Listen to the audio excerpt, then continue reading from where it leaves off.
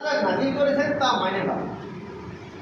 কালু ওয়াল নাক্তাবিউ মা আলফাইনা, আবার আমরা মানব না আমাদের পিতামাতা যে অনুসরণ করতেছি ওটা ছাড়া, আমাদের পিতামাতা যে আদর্শ আমাদের কাছে রেখে গেছে এটা ছাড়া আমরা মানব না। এই কথাটা কাদেরকে দাওয়াত দিচ্ছে আল্লাহ রাসূল?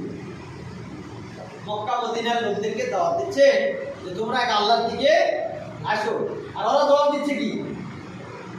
কালু বাল নাত্তাবি মা আলফাইনা আলাইহি আবা ওয়ালাউ কানা আবাউহুম লা ইয়াকিলুনা শাইয়্যা ওয়া লা ইয়াফকাহুন। আল্লাহ জবাব দিচ্ছে ওদের পিতামাতা যদি সঠিক পথে না থাকে, হেদায়েতের উপরে না থাকে, তবুও কি তারা ওটাই মেনে নেবে? আচ্ছা, আমরা ভালো করে পর্যবেক্ষণ করি তো আমাদের দেশে যতগুলো পার্টি আছে, ইসলামের কথা, ইসলামপন্থী যেগুলো পার্টি বাদ দিয়ে যারা নিজেকে সেকুলার দাবি করে, যারা আলাদা মানুষের ব্যক্তির আদর্শ অনুসরণ করে, তারা কখনো কি ইসলামের কথা বলে? ইসলাম কায়েম করতে হবে, ইসলামের আদর্শ প্রতিষ্ঠা করতে হবে, এ কথা কি কখনো তারা বলে? তাহলে এটা কি ধরে নিতে হবে? যে ওই বাপদাদা যেটা দিয়ে গেছে, নাকি বলেন? বাপদাদা রেখে গেছে নাকি? আমাদের কেউ রহমান কি আমাদের বাপদাদা না? ওইসব পার্টির লোকদের বাপদাদা না? ব্যক্তির আদর্শ দ্বারা কখনো রাষ্ট্র পরিচালনা হতে পারে না, এটা সম্ভব না।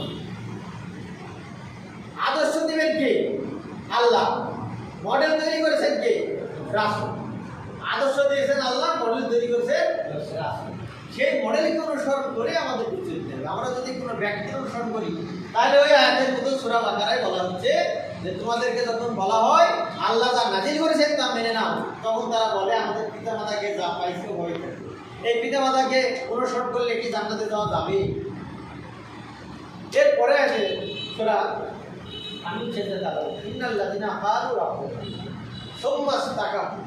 যখন তাদেরকে বলা হয় ইন্নাল্লাযিনা ক্বালু রাব্বুনা আল্লাহ, আমরা একমাত্র আল্লাহকে মেনে নিলাম, সুম্মাস্তাকামু, এবং এই আল্লাহকে মানবো তো মানবো, এখান থেকে দূরাদূরি করবো, ঠিক আছে, তাতানাজ্জালু আলাইহিমুল মালাইকা, আল্লাহ বলতেছেন তাদের জন্য আমি আকাশ থেকে কি নাজিল করি? ফেরেশতা নাজিল করি। তাহলে আমাদের জন্য আল্লাহ আকাশ থেকে ফেরেশতা নাজিল করবে কখন? যখন আমরা আল্লাহর দ্বীনের উপরে দাঁড়িয়ে থাকবো, এখান থেকে দৌড়াদৌড়ি করবো না। কি আমরা সবাই কি স্থির হতে পারবো? হ্যাঁ, কি বলেন, স্থির হতে পারবো? আল্লাহর দ্বীনের উপরে স্থির হতে পারবো না? না আবার ওই ওদিকে তো ভোট বেশি করছে, আমার ভোটটা নষ্ট করবো দিকে কি? আমি ভোটের কথা এই জন্য নিয়ে আসছি যে এটাও একটা আমল, নাকি বলেন? এটা একটা আমল না? আল্লাহ বলতেছে যে তোমরা যারা ভালোর পক্ষে মা ইয়াশফাবু শাফাআতান হাসানাতান, যে ব্যক্তি ভালোর পক্ষে সুপারিশ করবে তার একটা অংশ পাবে, আর আবার যে খারাপের পক্ষে সুপারিশ করবে সেও তার কি পাবে? অংশ পাবে। তাহলে আমরা খারাপের পক্ষে সুপারিশ করতে যাবো কেন? এই কথা আমার শেষ। সর্বশেষ আমরা অভিভাবক তাহলে কাকে মানব? আল্লাহু ওয়ালিউল্লাযিনা আমানু ইখরিজুহুম মিনাজ যুলুমাতি ইলাল নূর। আল্লাহ বলতেছে আল্লাহু ওয়ালিউল্লাযিনা, ঈমানদার যারা তাদের ওলি, অভিভাবক কে? আল্লাহ। আমরা মাওলানা বলি না? এই যে হুজুরদেরকে মাওলানা বলি না? বলি। মাওলানা মানে কি জানেন? মাওলানা মানে হলো ওলি, অভিভাবক। আপনি একজন হুজুরকে মাওলানা বলছেন, মাওলানা মানে আমার অভিভাবক। কেন বলি? ধর্মীয় অভিভাবক ওনারা ধর্মীয় কিছু জ্ঞান দেয়, ওই জ্ঞানটা আমরা অনুসরণ করি, এই জন্য ওনাদেরকে কি বলা হয়?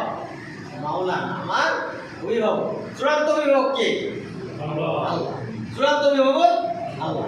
তাহলে আল্লাহু ওয়ালিউল্লাযিনা আমানু, যারা ঈমানদার তাদের অভিভাবক হলো আল্লাহ। ওয়াল্লাযিনা কাফারু আউলিয়াহুমুত তাগুত, আর যারা কুফরি করবে, আল্লাহর দ্বীনের পথে চলবে না, তাদের অভিভাবক কি? তাগুত। তাগুত কারা? যারা আল্লাহর আইন দ্বারা রাষ্ট্র পরিচালনা করে না, নিজের আইন দ্বারা রাষ্ট্র পরিচালনা করে, তাদেরকে বলা হয় কি? তাগুত। তাহলে আমাদের রাষ্ট্রে যারা এই বাতিল ধর্ম চর্চা করে, মানুষের আইন প্রতিষ্ঠা করার চেষ্টা করে, তারা কি তাগুত না? তাহলে তাগুতের কাজ কি? ইখরিজুনাহুম মিনান নূরি ইলাজ যুলুমাত, আলো থেকে কোথায় নিয়ে যাবে?